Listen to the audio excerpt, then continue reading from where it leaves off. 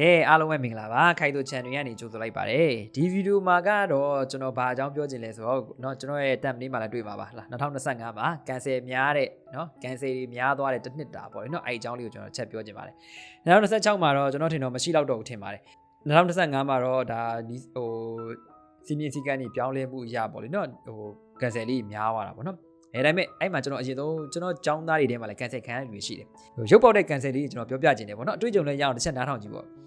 ့ပထမတစ်ယောက်တုန်းကကြတော့ तू ကဘယ်လိုဖြစ်လဲဆိုတော့ तू ကစောက်တော့ဆိုင်တဲ့ကို तू ဖြေလိုက်တယ် interview အောင်သွားတယ်အောင်သွားပြီးတော့ agency ကနေပြီးတော့ဒေါ်လာ900လား800လားမသိဘူးတောင်းတယ်ပေါ့နော်ဒါတခုတည်းကျွမ်းကျင်ဗီဇာနဲ့ပေါ့နော်စောက်ဆိုင်နဲ့အောင်သွားတယ်ပြီးလဲပြီးတော့ဟို COE ကိုစောင့်နေတယ်ပြီးလဲပြီးတော့ဂျပန်ဘက်ကနေပြီးတော့ဟာလာမြန်မာပြည်မှာလည်းခုနပြောတဲ့ဟိုပိတ်တယ်ဘာညာဆိုပြီးပေါ်လာပေါ့နော် cancel ဆိုပြီးလှုပ်ချပလိုက်ရောလှုပ်ချပလိုက်တဲ့အချိန်မှာကျွန်တော်တို့ interview အောင်ပြီးတဲ့အချိန်မှာကျတော့သူတို့တောင်းတဲ့ဒေါ်လာတွေကိုချက်ချင်းပေးရတယ်ပေါ့ဗျာဟိုပြီးလဲပြီးတော့ cancel ဆိုပြီးဖြစ်လဲဖြစ်ကောကျွန်တော်တို့ပြန်ရမယ်ဟာလာဒေါ်လာတွေကဟာလာဟို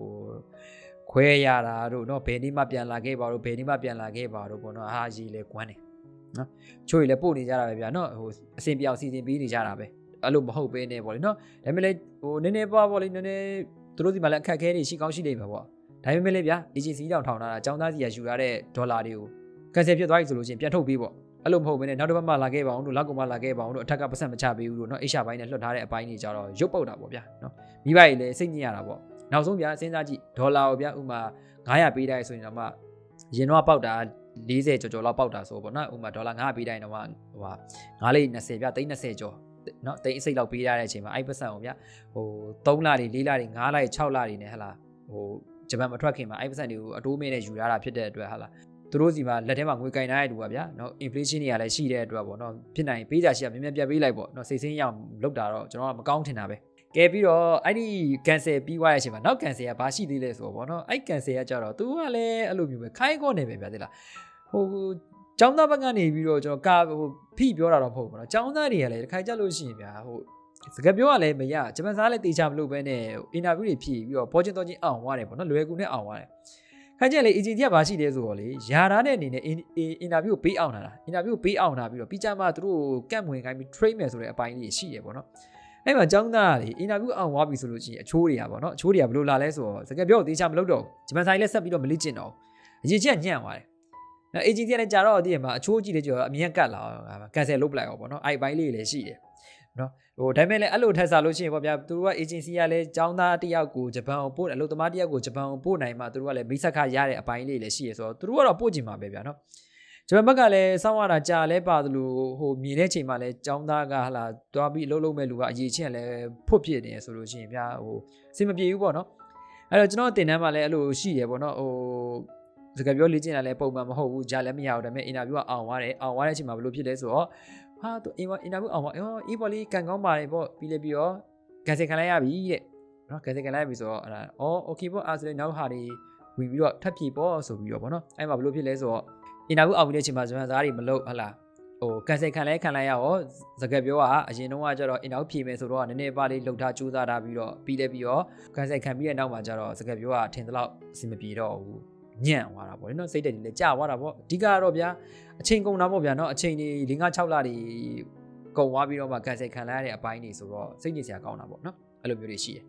ယ်ပြီးတော့တချို့ cancel ခံရတဲ့အပိုင်းတွေကြောင့်ဘာရှိလဲဆိုတော့ချို့ကြတော့ဗျာဥပမာ hotel နဲ့အောင်ထားတဲ့အပိုင်းတွေရှိတယ်ဗျာ hotel နဲ့အောင်ထားတဲ့အပိုင်းတွေရှိပြီးတော့ချို့ agency တွေတော်တော်ကောင်းပါတယ်တော်တော်တာဝန်ယူမှုတာဝန်ခံမှုရှိတယ်ပေါ့နော်တစ်နှစ်လောက်ကိုကြာတဲ့ချိန်တောင်မှဂျပန်ဘက်ကိုသူတို့မရမကညှိထားပေးတယ်ပေါ့နော်ဟိုညှိနှိုင်းထားပေးပြီးတော့interview အောင်ပြီးတော့6လ10လလောက်မှဂျပန်ကိုရအောင်ပို့ပေးနိုင်တယ်ဒါပေမဲ့ဘာပဲဖြစ်ပေါ့လေပို့ပေးတယ်ဆိုရဲအဆင်ပြေတယ်ပေါ့နော်သူတို့ကတော့ဒါ cancel မခံအောင်မချို့ကြောက်လဲဟိုနှစ်ကတစ်နှစ်ဒီးပါလောက်ရှိသွားပြီသွားမှာပါပြောပြီးတော့လေဂျပန်မှာချို့ဘာအကွက်ရှိလဲဆိုတာသိတာသူကလေသူတို့ဘက်ကနေပြီးတော့ form မဖြစ်အောင်လို့ပေါ့နော်အချိန်ကြီးအရန်ဆွဲထားပြီးတော့ចောင်းသားကိုသူ့ပါသူ cancel လုပ်ပလိုက်အောင်လို့အဲ့အကွက်ဒီပေါ့နော်ចောင်းသားကလည်းသွားမဲ့လူကလည်းအလုံးနဲ့သွားမဲ့လူကလည်းနော်သူစဉ်းစားပြီးဟာငါကြာနေပြီရပါမလားရပါမယ်စောင့်ပေါ့လေနော်အဲ့လိုမျိုးဟိုဖြစ်ပြီးတော့နောက်ဆုံးចောင်းသားအခြေအနေမဟန်တော့ဘူးဆိုတော့သူကသူတိလာပြီးတော့ငါနောက် interview ပဲဖြေလိုက်တာကောင်းပါတယ်လေဆိုပြီးတော့ပေါ့နော်အဲ့လိုမျိုးရှိတယ်အဲ့နေရာမှာဘာရှိလဲဆိုတော့ပေါ့နော်နှစ်ပိုင်းရှိတယ်နှစ်ပိုင်းမှာကဘာဖြစ်လဲဆိုတော့ချို့ cancel ခံလိုက်ရလူရှိတယ်ဗျာ cancel ခံလိုက်ရဆိုရင်ပဲဗျာသူကအရေးချင်းရှိတယ် အင်တာဗျူးအောင်ပြီးတဲ့အချိန်မှာဂျပန်စာစူးစမ်းနေတယ် speaking လည်းတက်နေရဗျာအဲ့လိုတက်နေရဖြစ်တယ်ဗျာ cancel ခံလိုက်ရမလားကြောက်စရာမလိုနောက်တစ်ခုထပ်ဖြေလိုက်တခါတည်းနဲ့အောင်အရေးချင်းစကားပြောတယ်ဗျာနော်အရေးချင်းစကားပြောနောက်ဆုံး interview ကြီးကြာနေရဆိုရင်တော့မှဗျာကိုကတကယ်အရေးချင်းရှိရဆိုလို့ရှိရင်တခုမအောင်မလားတခုသွားဖြေဒီ agency က cancel လိုက်တယ်မလားနောက်တစ်ခုသွားဖြေရတယ်အခုအဲ့ဒီခုနစောင်းဆိုင်နဲ့အောင်သွားတဲ့စောင်းဆိုင်နဲ့ cancel ခံလိုက်ရတဲ့လူလေ N3 အောင်နေပြီးတော့စကားပြောရင်လည်းပုံမှန်တက်ထားတာဖြစ်တယ်လေ okay cancel လား cancel စိတ်တော့ညစ်တာပေါ့ဗျာနော်နောက်တစ်ခုသွားဖြေတယ်ဖြေတော့အောင်သွားတယ်ဘာဖြစ်လဲဆိုတော့စကားပြောရလည်းမရဘူးဂျပန်စာရေးချင်းလည်းမတိုးတက်လာဘူး cancel ခံလိုက်ရတဲ့အချိန်မှာဟာစိတ်တည်ငြိမ်ပြီးတော့တော်ပြီကွာငါမသွားတော့ဘူးဆိုတဲ့အပိုင်းလေးတွေလည်းရှိသွားတယ်ပေါ့နော်အဲ့တော့ဒီ2025မှာတော့ cancel များတဲ့တစ်နှစ်တာနဲ့ဟလာចောင်းသားတွေလည်းအလင်ခံရတဲ့အားတွေလည်းအများကြီးကြားမယ်လို့လဲအဲ့တော့ဒီဗီဒီယိုမှာကကိုက cancel မခံရဖို့ဆိုလို့ရှိရင် agency ကောင်းကောင်းရွေးပါcancel ခံရတဲ့ဟာတော့ကျွန်တော်တင်တန်းမှာကတော့ပြောရရင်တော့အလင်ခံရတဲ့လူတော့မရှိဘူးပေါ့နော် cancel ခံလိုက်ရတဲ့လူတော့2ယောက်3ယောက်လောက်တော့တင်တန်းမှာရှိလိုက်တယ်အဲ့လိုမျိုးတွေရှိလိုက်တယ်ပေါ့နော်ဒါကလည်းcancel ခံရတယ်ဆိုတာလေဒီဂျပန်ဘက်ကနေ cancel တယ်ဆိုပေမဲ့လည်းမြန်မာပြည်ရဲ့အနေအထားအရလွယ်လွယ်ကူနဲ့ထွက်လို့မရတဲ့အပိုင်းတွေဖြစ်သွားတော့သူတို့မစောင့်ကျင်လို့လည်းပါတယ်ပေါ့နော်ဒါပေမဲ့ခုနတစ်နှစ်ကျော်လောက်ကြီးစောင့်ရပြီးတော့ cancel လိုက်ရတဲ့တစ်နှစ်နီးပါးလောက်စောင့်ပြီးတော့ cancel ရတဲ့ဟာကြတော့လေနည်းနည်းဘာအကွက်ပြလဲမသိဘူးပေါ့လေနော်ဒါကတော့ကျွန်တော်နောက်ကွယ်မှာမမြင်ရတဲ့အပိုင်းတွေလည်းအများကြီးရှိရဆိုတော့ကိုကအခြေအနေအချက်လက်တွေကိုဝေဖန်သုံးသပ်ပြီးတော့ဘာလုပ်တင်လဲဆိုတာကိုသိတဲ့ senior တွေနဲ့ဆွေးနွေးတိုင်ပင်ပြီးတော့ကိုယ့်အကူဆုံးဖြတ်ပါနော်ကိုယ့်အကူဆုံးဖြတ်ပါဥပမာကျွန်တော်တို့လာမေးတဲ့ခါကျတော့ကျွန်တော်တို့ကအကြံဉာဏ်ပဲပြီးလို့ရတယ်လောက်ကမလား cancel လိုက်ရတော့မလားဟာလားနောက်တစ်ခုဖြေလိုက်ရတော့မလားစောင့်နေရအောင်မလားဆိုရင်တော့ဒါကျွန်တော်တို့ကလည်းဟာလားចောင်းသားကိုအချက်လက်ပဲပေးလို့ရချင်းချင်းလို့ရတဲ့ information ပဲပေးလို့ရပါဘောနော်ဆုံးဖြတ်ရမှာចောင်းသားအပိုင်းဥပမာကျွန်တော်က cancel လိုက်လို့ပြောလိုက်တဲ့ topic ကနောက်တစ်ခုcancel လိုက်လို့ပြောပြီးတော့ចောင်းသားဘက်ကပေါ့နော်အဲ့လောက်အကြိုက်ဆောင်နေရင်တော့မသွားတော့ဘူးလားနောက်တစ်ခုထပ်ဖြည့်မယ်ဆိုပြီးတော့လောက်ခိုင်းတယ်ဆိုလို့ရှိရင်ဘာဖြစ်မလဲဆိုတော့ကျွန်တော်ကပြောလိုက်တဲ့အချိန်ကျတော့ဟာလား COE ကောက်ကြလာတယ်ဆိုလို့ရှိရင်ကျွန်တော်အဖြစ်ကြီးဖြစ်မယ်ပေါ့လေနော်အဲ့လိုမျိုးကြီးဖြစ်မှာဆိုတော့ဒါကျွန်တော်ဘက်ကတော့ဒါအချက်လက်ပဲပေးတာចောင်းသားကိုပဲဆုံးဖြတ်ခိုင်းတယ်ပေါ့နော်အဲ့တိုင်းမဲ့တချို့ကြောက်လဲဥပမာပုံမှန်နေဆိုလို့ရှိရင်များသောအားဖြင့်ပေါ့နော် interview အောင်ပြီးလို့6လလောက်ဆိုလို့ရှိရင်တော့ COE ရပြီCOE ရပြီပေါ့နော်ချို့ဆိုရင်မြန်ရင်3လအဲ့မှာချို့ဆိုရင်ပေါ့ interview အောင်ပြီးတော့3လအတွင်းမှာပဲ COE run ပြီးတော့ပေါ့နော်ဂျပန်ဘက်ကလုတ်သားအရန်လိုနေပြီအဲ့လို run ပြီးတော့ဂျပန်ကိုရအောင်ခေါ်လိုက်တဲ့အလုပ်တွေလည်းရှိတယ်ဖူကူအိုကာမှာပေါ့နော်စောင်းဆိုင်အလုပ်နဲ့ဆူရှီဆိုင်အလုပ်နဲ့ချို့ကြောက်လဲတိုကျိုမှာပေါ့နော်6လအတွင်းကို interview ဖြည့်ပြီးတော့အောင်လိုက်တဲ့အချိန်မှာ6လအတွင်းကိုပဲယောက်ျားလေးတွေလည်းပါတယ်ပေါ့နော်အဲ့လိုမျိုး6လ9လအတွင်းကိုပဲ COE run ပြီးတော့ရတဲ့အချိန်မှာဒါဂျပန်ကိုရအောင်ခေါ်တဲ့အပိုင်းလေးလည်းရှိတယ်ပေါ့နော်အဲ့တော့ကိုရွေးချယ်တဲ့ agency ကောက်ဖို့လိုတယ်လုတ်တာကိုင်တာတွက်ဖို့လိုတယ်လူအရမ်းများတဲ့ agency တွေဆိုရင်တော့လေဒါရှေ့မှာတန်းစီနေတဲ့เนาะ senior တွေကိုစောင့်အောင်ပါပေါ့เนาะသူကကြိုရောက်ထားတာဒါပေမဲ့သူတို့နီလန်သူတို့ဟိုဟာနဲ့အစင်တိုင်းပို့ပေးနေတဲ့အပိုင်းလေးလည်းရှိရဆိုတော့ဒါကတော့ကိုကတော့ချိန်ပေါ့เนาะကျွန်တော်ကတော့ကြာတာမြန်တာထက်စားလို့ရှိရင်တော့အကုန်လုံးကမြန်တာကြိုက်တာပေါ့เนาะမြန်ကောင်းသက်တာပေါ့เนาะအမြန်တာနံပါတ်1မှာဆိုတော့အဲ့တော့ကိုကရိုးတနက်မဟုတ်ဘဲနဲ့တေချာနားဆွင့်ပြီးတော့တေချာ queue site နေပေါ့เนาะဒီမှာတော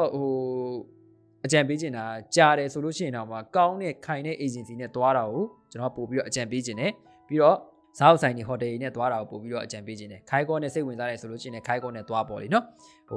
တူဒေးဖြစ်တဲ့အတွက်တစ်နှစ်ပြည့်ရင်အလုပ်တွေပဲပြောင်းလို့ရတဲ့အပိုင်းလေးလည်းရှိရဆိုတော့ training နဲ့ပတ်သက်ပြီးတော့လည်းကျွန်တော်ရှေ့ဗီဒီယိုမှာပြောပြပြီးပါပြီဆိုတော့ပေါ့နော်အဲ့တော့ဒီ2025မှာ cancel တွေအရန်များတာဖြစ်တဲ့အတွက်ကိုလည်းအဲ့လိုမျိုး cancel ခံရတဲ့အချိန်ဒီမှာเนาะလူလိမ်ခံရတာတွေဘာလည်းမထိအောင်ပေါ့နော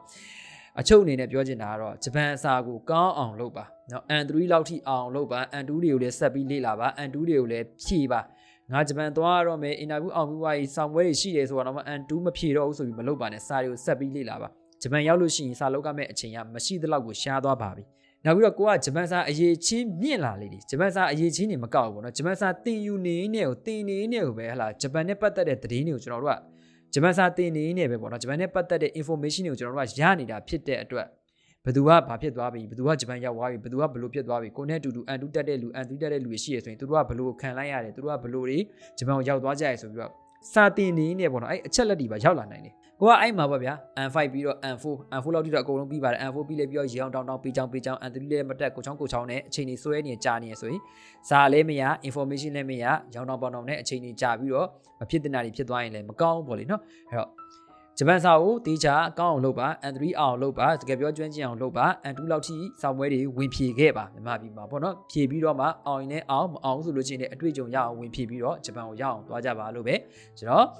ကန်ဆယ်များတဲ့တနစ်တာမှာကိုလည်းကန်ဆယ်မခံရဘဲနဲ့ချောချူနဲ့ဂျပန်ကိုရောက်ပြီးတော့ကိုယ့်ရဲ့ရီမန်းချက်လေးပေါ့နော်ရီမန်းချက်လေးတစ်ဆင့်ပြည့်အောင်လှုပ်ဆောင်နိုင်ကြပါစေလို့ အောင်မြင်နိုင်ကြပါစေလို့ကျွန်တော်ဒီဗီဒီယိုမှာတိုက်တွန်းအကြံပေးပြောကြားချင်ပါတယ်ခင်ဗျာကျွန်တော်စကားပြောသင်တန်းတွေလစဉ်ဖွင့်နေတာဖြစ်တဲ့အတွက်သိချင်တာရှိရင်မြတ်စွာဘုရားညနေတာရှိတယ်ဆိုလို့ရှိရင် Telegram Facebook YouTube ရဲ့ comment description တိုင်းမှာပေါ့နော် YouTube ရဲ့